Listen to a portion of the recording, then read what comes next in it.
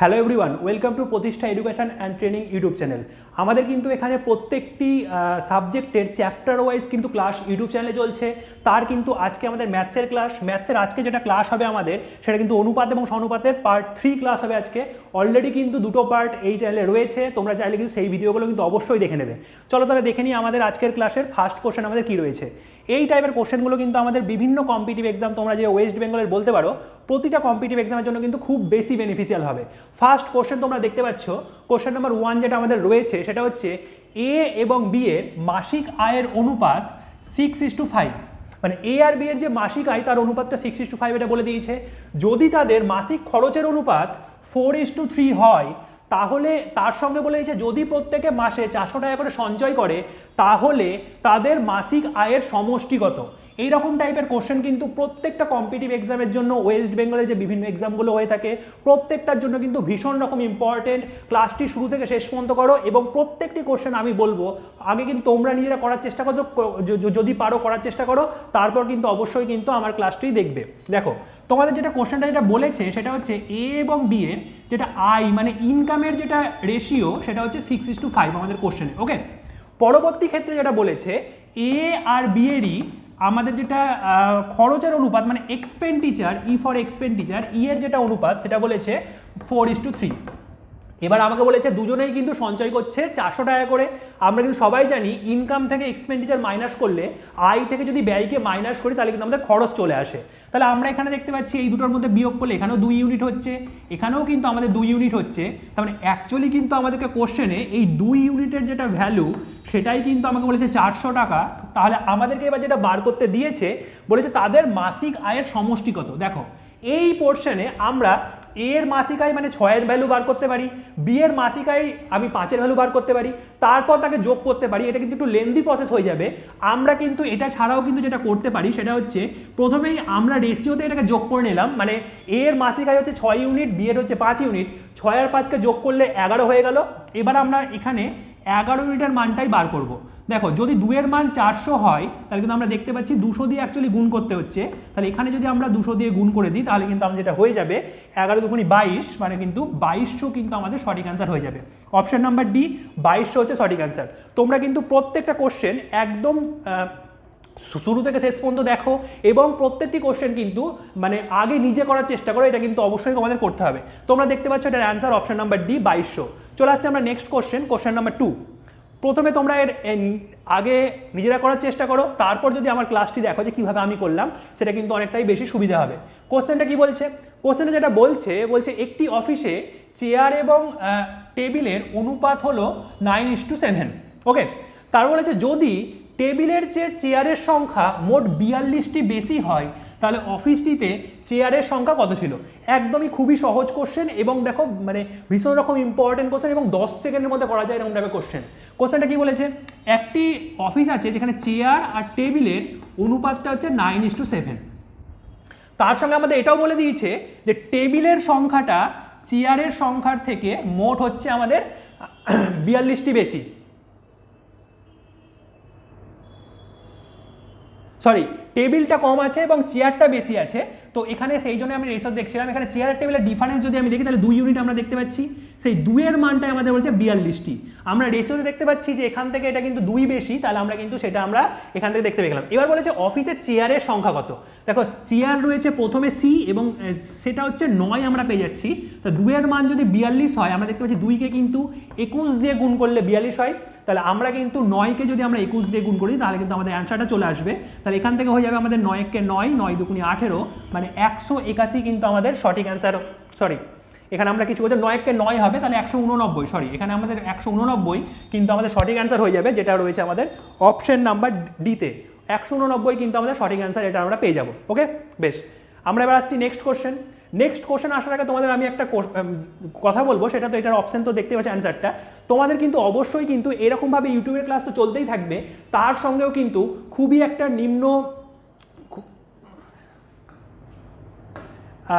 খুবই একটা কম খরচের মধ্যে আমরা কিন্তু মানে তো তোমার জন্য পেড কোর্সের তোমরা দেখতে পাচ্ছ এখানে যেটা হচ্ছে এটা হচ্ছে বেঙ্গল কম্বাইন্ড কোর্স।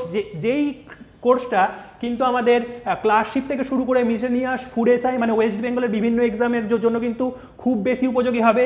তোমরা কিন্তু এই কোর্সটি পুরো 1 বছর ভ্যালিডিটি পাবে এবং সম্পূর্ণ কিন্তু আমাদের অনলাইনে ক্লাস হবে। এই কোর্সটির যেটা প্রাইস তোমরা দেখতে পাচ্ছ 689, ওয়ান টাইম পেমেন্টে কিন্তু তোমরা পেয়ে যাবে।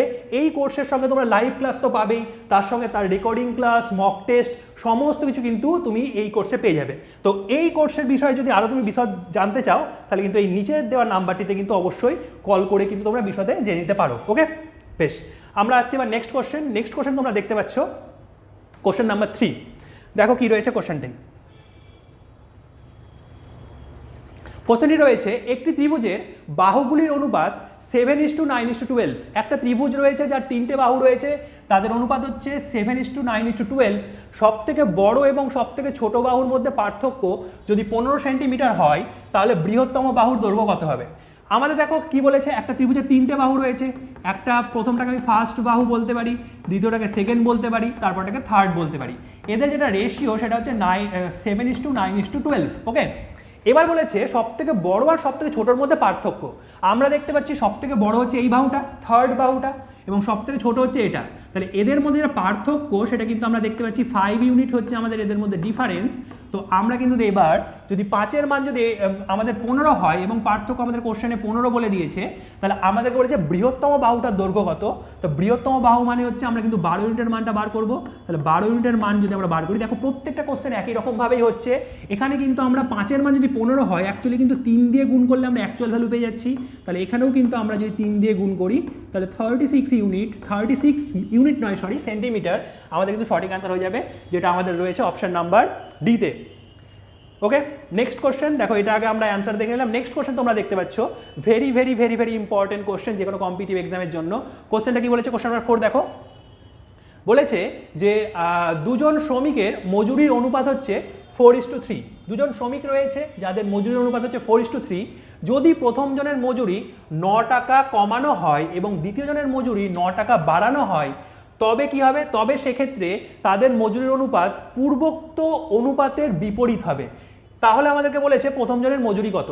পূর্বোক্ত অনুপাতের বিপরীত মানে হচ্ছে, দেখো এখানে আমরা 4:3 দেখতে পাচ্ছি, আমাদেরকে এটা হয়ে যাবে 3:4 আমাদের হয়ে যাবে, তার উল্টোটা হয়ে যাবে। তাহলে আমাকে বলেছে দ্বিতীয় জনের মজুরি কত। দেখো এইটা আমরা কিন্তু অপশন টেস্ট করেও করতে পারি বা আমরা অ্যাকচুয়াল প্রসেস মেনটেন করেও করতে পারি। দেখো আমাদের যেটা রয়েছে এখানে দুজন রয়েছে, একটা হচ্ছে ফার্স্ট জোন, একটা আছে সেকেন্ড জোন। এদের যেটা মজুরির অনুপাত সেটা হচ্ছে 4:3। তাহলে প্রথমে আমরা এমনি করার চেষ্টা করি। এমনি যদি আমি করার চেষ্টা করি তাহলে দেখো এখানে প্রথম জনের মজুরি আমি সাপোজ ধরলাম 4x এবং পরের জনের মজুরি ধরলাম 3x। তাহলে এবার আমাদের কোশ্চেনটা কি বলেছে, প্রথম জনের যে মজুরি রয়েছে, প্রথম জনের মজুরি 9 টাকা কমানো হলে মানে আমি 4x থেকে 9 বিয়োগ করলাম, দ্বিতীয় জনের মজুরি যদি 9 টাকা বাড়ানো হয় তাহলে আমরা কিন্তু এখানে 3x এর সঙ্গে যদি 9 যোগ করব, তারপরে যেটা আমরা হয়ে যাবে এই রেশিওটা আগে 4:3 ছিল, এখন 3:4 হয়ে যাবে। তাহলে আমরা কিন্তু এখানে 3:4 আমরা পেয়ে যাব। এর পরবর্তীতে এখান থেকে x এর মান বার করলে তারপরে কিন্তু আমাদের কিন্তু অ্যান্সারটা প্রথম জনের মজুরি চাওয়া হয়েছে মানে 4x এর মান কিন্তু আমাদের অ্যান্সার হয়ে যাবে। দেখো এখান থেকে যদি আমরা দেখি তাহলে কিন্তু আমরা দেখতে হবে এখানে কত হবে 16x, আর এখানে হবে 4×9 = 36 ইজিক্যাল টু এখানে হবে 9x + 27। এই সংখ্যাটা এদিকে আসবে, এই সংখ্যাটা যদি এদিকে আসে তাহলে কিন্তু হয়ে যাবে 7x, আর যদি আমি এটাকে যদি আমি এই সাইডে নিয়ে যাই তাহলে কিন্তু যোগ হয়ে যাবে 27-এর সঙ্গে আমাদের 36। তাহলে যেটা হবে সেটা হচ্ছে দেখো 6 আর 7-এ আমাদের 13-এ 3 হয়ে গেল, হাতে থাকলো 1, এখানে হয়ে যাবে 63। আমরা দেখতে পাচ্ছি 9 হয়ে যাচ্ছে x এর ভ্যালু, 9 হয়ে গেল আমাদের x এর ভ্যালু। এবার আমাকে বলেছে প্রথম জনের মজুরি কত, প্রথম জনের মজুরি কিন্তু 4x। তো 4x এর মান যদি বার করি 4 × 9 মানে কিন্তু 36 কিন্তু হয়ে যাবে আমাদের প্রথম জনের মজুরি। এটা হয়ে গেল আমাদের প্রসেস। এবার সেকেন্ড আমরা দেখো, আমি যদি বলি তোমরা যদি একটু ভালো করে অবজার্ভ করো কোশ্চেনটা, একজনের মজুরি 9 টাকা কমাচ্ছে, অন্যজনের মজুরি যদি 9 টাকা বাড়ায়, তার পরবর্তীতে যদি উল্টো হয়ে যায়, এটা কিন্তু আমরা অ্যাকচুয়ালি দেখেই বুঝতে পারছি যে একজনের মজুরি আমাদের 27 টাকা হবে এবং একজনের মজুরি কিন্তু 36 টাকা হবে। অপশান থেকেই কিন্তু আমরা বুঝতে পারা যাচ্ছে। যদি তুমি এটাকে এই 27কে যদি 9 বাড়িয়ে দাও, দ্বিতীয় জনের যদি আমি 9 বাড়িয়ে দিই যেটা বলেছে, আর যদি আমি 36কে যদি 9 কমিয়ে দিই তাহলে কিন্তু 27-এ চলে আসছে। দেখো 36কে 9 কমালে 27-এ চলে আসছে, এবং আমি যদি 27কে যদি 9 বাড়িয়ে দিই তাহলে কিন্তু 36-এ চলে যাচ্ছে। তার মানে কিন্তু আমাদের দেখো এখানে 3:4 হয়ে যাচ্ছে, আগেরটার পুরো উল্টো হয়ে যাচ্ছে। আমরা চাইলে এটা অপশন টেস্ট করেও করতে পারতাম, এবং আমাদেরকে প্রথমজন চাওয়া হয়েছে, মানে যে বড় সেটা চাওয়া হয়েছে, সেই জন্য কিন্তু আমাদের 36 কিন্তু অ্যান্সার হয়ে যাবে। আমরা চাইলে এই কোশ্চেনটা অপশন টেস্ট করেও কিন্তু করতে পারতাম। ওকে, দেখো এটার অ্যান্সার কিন্তু অবশ্যই তোমরা দেখতে পাচ্ছ 36 কিন্তু আমাদের সঠিক অ্যান্সার হয়ে যাচ্ছে।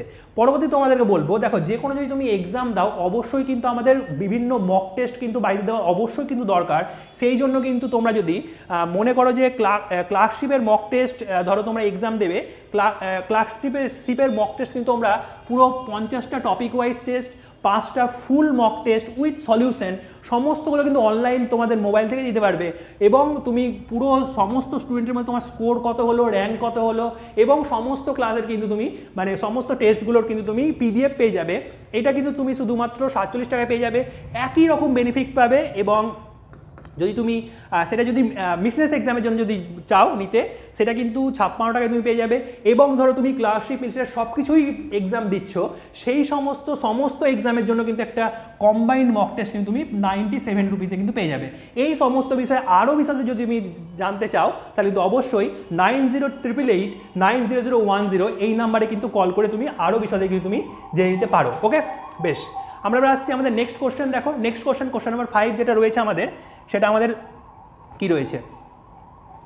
দেখো নেক্সট কোশ্চেন নাম্বার 5 যেটা রয়েছে, বলছে দুটি সংকর ধাতুতে তামা, দস্তা এবং নিকেলের ওজনের অনুপাত যথাক্রমে 5:3:2 এবং 44:1:5। এবার বলেছে সমান ওজনের উভয় সংকর ধাতুকে গালিয়ে যদি আমি মানে সেখানে যদি সেইটাতে যদি আমি তামা, দস্তা এবং নিকেলের অনুপাত কত হবে সেটা আমাদের বার করতে হবে। কোশ্চেনটা কি বলেছে, দুটো আমার কাছে সংকর ধাতু রয়েছে যেটা তামা, দস্তা এবং নিকেল দ্বারা গঠিত। প্রথমটাতে যেটা তাদের অনুপাত সেটা হচ্ছে 5:3:2, পরেরটাতে যেটা অনুপাত সেটা হচ্ছে আমাদের 44:1:5। এই দুটোকে সমান আয়তনে আমরা মানে গলিয়ে দিয়ে তারপরে আমাদের কিন্তু তামা, দস্তা এবং নিকেলের অনুপাতটা ওদের মধ্যে বার করতে বলেছে। এটা কিন্তু আমাদের বার করতে হবে। দেখো খুব সহজ একটা কোশ্চেন। ধরো আমি বললাম তামাকে, ধরো আমি তামা, দস্তা এবং নিকেল রয়েছে, এটা আমি ফার্স্টেরটাতে বার করছি। ফার্স্ট যেটা আমাদের মিশ্র ধাতু রয়েছে সেটাই যে রেশিওটা হবে সেটা কিন্তু আমাদের কোশ্চেনে বলে দিয়েছে 5:3:2। ওকে, একই রকম যদি আমি বলি সেকেন্ড যেটা রয়েছে সেখানেও কিন্তু তামা রয়েছে, দস্তা রয়েছে এবং নিকেল রয়েছে, যেখানে রেশিওটা হচ্ছে 44:1:5। ওকে, এইবার আমাকে বলেছে উভয় সংকর ধাতুকেই কিন্তু সমান ওজনে কিন্তু গালানো হচ্ছে। এই যে সমান ওজন, এটা কিন্তু এই কোশ্চেনটার জন্য কিন্তু খুব বেশি ভাইটাল একটা কথা। সমান ওজন যদি হয় তাহলে দেখো কোনোটাতে তামা বেশি থাকবে, কোনোটায় দস্তা বেশি থাকবে, কোনোটায় নিকেল বেশি থাকবে, কিন্তু অ্যাকচুয়ালি সবকে যোগ করলে কিন্তু সেম হবে। ক্লিয়ার? তাহলে আমরা কিন্তু দেখতে পাচ্ছি এখানে সবগুলোকে যদি আমি যোগ করি তাহলে কিন্তু এখানে 10 হচ্ছে, 10 ইউনিট হচ্ছে, 5 আর 3 আর 2 যোগ করলে 10 হয়। একই রকমভাবে আমরা যদি বলি পরেরটাতে কিন্তু সবগুলোকে যোগ করলে কত হচ্ছে, 44, 1 আর 5 মানে কিন্তু আমাদের কিন্তু 50 ইউনিট হয়ে যাচ্ছে। এইটা কিন্তু আমাদের সেম হওয়া উচিত ছিল, কিন্তু অ্যাকচুয়ালি কিন্তু এটা সেম বর্তমানে কিন্তু হচ্ছে না। তাহলে সেম করার জন্য কিন্তু আমাদের যেটা করতে হবে সেটা হচ্ছে প্রথমটাকে যদি আমি 5 দিয়ে গুণ করি তাহলে দেখো 50 হয়ে যাবে টোটাল। তাহলে আমাদের এই রেশিওটা যেটা হয়ে যাবে কত হবে, 5 5 25। আমি ধরো নিচে লিখছি, এই রেশিওটা যেটা আমাদের পরিবর্তন হয়ে যাবে এই ওপরেরটা, সেটা হচ্ছে কত হবে 25:3 5 15 আর এখানে 10। তাহলে এইবার দেখো আমি যদি ওপরের সবটা যোগ করি তাও কিন্তু টোটাল আমাদের 50 হবে, নিচেটা তো 50 রয়েছে। এবার কিন্তু সম আয়তনে আমাদের হয়ে গেল। তো সম আয়তনে হয়ে যাওয়ার পর এবার কিন্তু এই দুটোকে মিশিয়ে দেওয়ার পর থার্ড যে আমাদের মিশ্রণটা তৈরি হবে, যেটা আমাকে বলেছে যেটা আমাদের সংকর ধাতু তৈরি হবে, সেখানে তামা, দস্তা এবং নিকেলের যে রেশিওটা হবে সেটা কিন্তু খুব সহজে আমরা পেয়ে যাব। শুধু তোমরা এই 25-এর সঙ্গে 44-কে যোগ করো, তাহলে দুটোতেই তামার পরিমাণটা পেয়ে যাবে। 25 আর 44 যদি আমরা যোগ করে নিই তাহলে এখানে কিন্তু আমাদের হয়ে যাবে কত, এখানে 9 হচ্ছে, এখানে 6 হচ্ছে, 69। পরে আমরা এখানে 15-এর সঙ্গে 1কে যোগ করে নাও, তাহলে কিন্তু এখানে আমাদের 16 হয়ে যাবে। এবং তারপরে আমাদের এখানে 10-এর সঙ্গে 5কে যোগ করে নাও, তাহলে কিন্তু আমাদের 15 হয়ে যাবে। তাহলে কিন্তু আমরা অ্যাকচুয়ালি দেখতে পাচ্ছি আমাদের যেটা অ্যান্সার হয়ে যাবে সেটা হচ্ছে 69:16:15। ওকে, আশা করি প্রত্যেকে বুঝতে পেরেছো।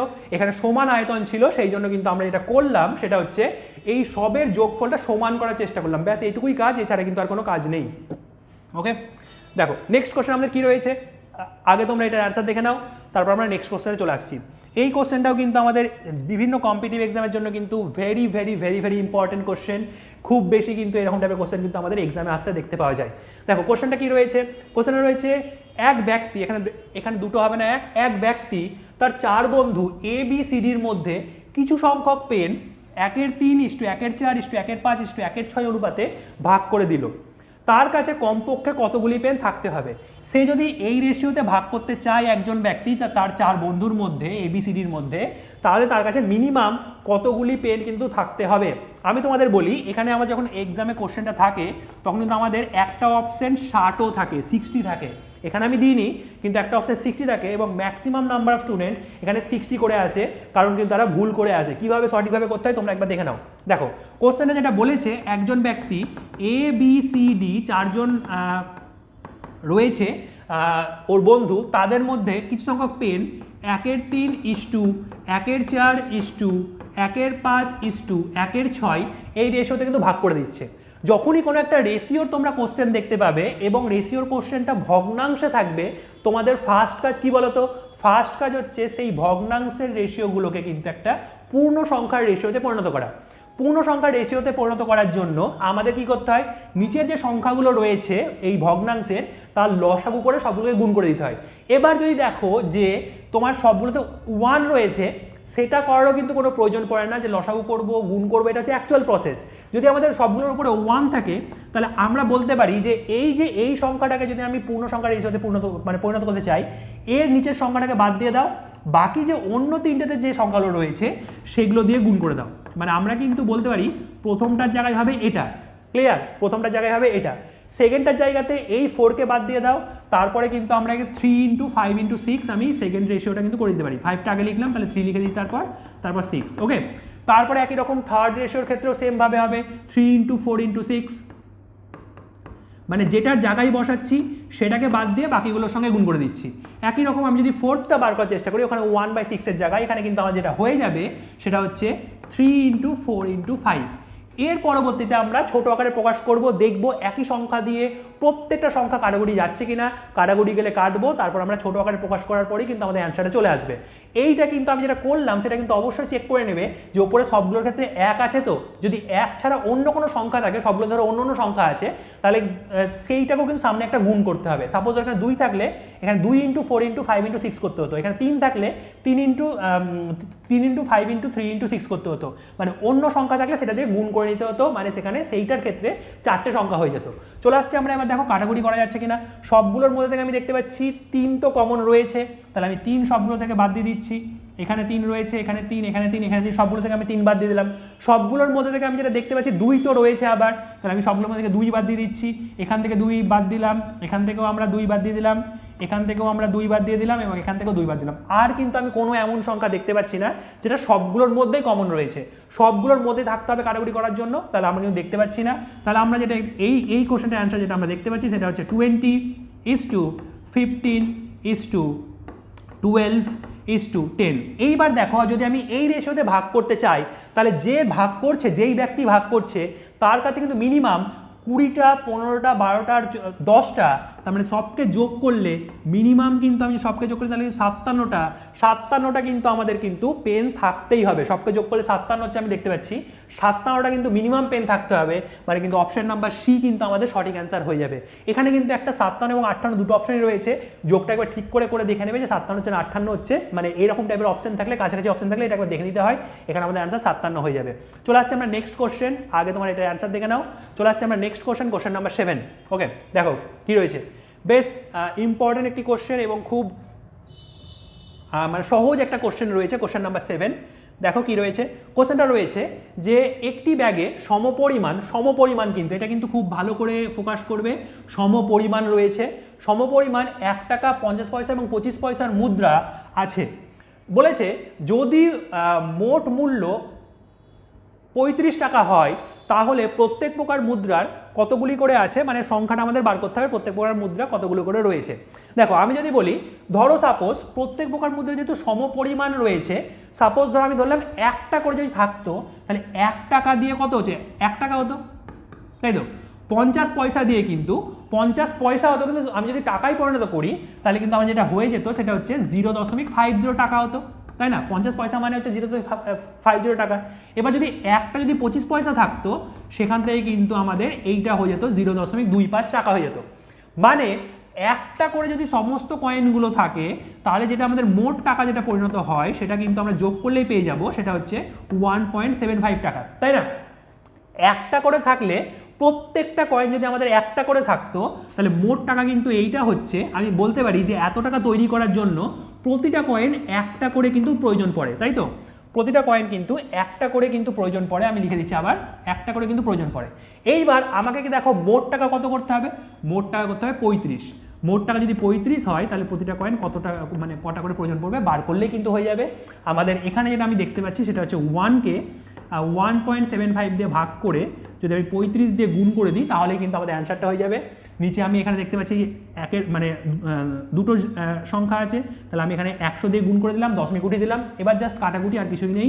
আমরা ধরো এখানে 25 দিয়ে কাটলে এখানে 4 হয়ে যাবে, এখানে 7 হয়ে যাবে। তারপরে আমরা এখানে এবার 7 দিয়ে যদি কেটে দিই তাহলে এখানে 5 হয়ে যাবে, মানে আমাদের কিন্তু অ্যান্সার কিন্তু 20 হয়ে যাবে। মানে প্রত্যেক প্রকার কিন্তু 20টা করে কিন্তু মানে আমাদের টাকা দরকার। 20টা যদি 1 টাকার কয়েন থাকতো, 20টা যদি 50 পয়সার কয়েন থাকতো, 20টা যদি 25 পয়সার কয়েন থাকতো, সব মিলিয়ে আমি দেখতাম যে আমাদের কিন্তু 35 টাকা কিন্তু হয়ে যাচ্ছে। ওকে, এটার অ্যান্সার দেখতে পাচ্ছ তোমরা, আমাদের কিন্তু অপশন নাম্বার ডি 20 কিন্তু। তোমাদের আমি বলবো অবশ্যই কিন্তু তোমরা এই আমাদের প্রতিষ্ঠা এডুকেশনের বিভিন্ন রকম ইনফরমেশনের জন্য বা তুমি ধরো বিভিন্ন ফ্রি মক টেস্টের জন্য কিন্তু তোমরা এই ওয়েবসাইটে গিয়ে কিন্তু অবশ্যই দেখতে পারো, এবং আমাদের কিন্তু প্লে স্টোর থেকে প্রতিষ্ঠা অ্যাপটা ইনস্টল করেও কিন্তু তুমি বিভিন্ন রকমের ফ্রি মক টেস্ট কিন্তু পেয়ে যাবে। এছাড়াও ধরো আমাদের বিভিন্ন যে অফলাইন ক্লাসেস বা অনলাইনের বিভিন্ন পেড কোর্সের যদি তোমরা বিভিন্ন রকম ইনফরমেশন চাও তাও কিন্তু তোমরা এই অ্যাপে গিয়ে প্লে স্টোর থেকে প্রতিষ্ঠা অ্যাপ ইনস্টল করে বা তুমি এই ওয়েবসাইটে গিয়ে কিন্তু সমস্ত ইনফরমেশন পেয়ে যাবে। তো অবশ্যই যদি তোমরা আরও যদি বিশদে জানতে চাও তাহলে কিন্তু অবশ্যই এই নিচে দেওয়া এই নাম্বারটিতে কিন্তু তোমরা কল করে নিতে পারো। ওকে, বেশ, তাহলে আজকের মতো কিন্তু আমাদের ক্লাসটি এখানেই শেষ করলাম। আজকে আমাদের রেশন প্রমোশনের পার্ট 3 ক্লাস হলো। এরপরে কিন্তু আরও একটি ক্লাস আসতে চলেছে আমাদের রেশন প্রমোশনে। সবাই কিন্তু প্রতিটি ক্লাস, প্রতিটি সাবজেক্টের প্রতিটি ক্লাস কিন্তু খুব ভালো করে মনোযোগ সহকারে করো। এখান থেকে কিন্তু অনেক কোশ্চেন কিন্তু তোমরা এক্সামে দেখতে পাবে। চলো তাহলে সবাইকে বেস্ট অফ লাক, সবাই ভালো করে পড়াশোনা করো। All the best, thank you so much.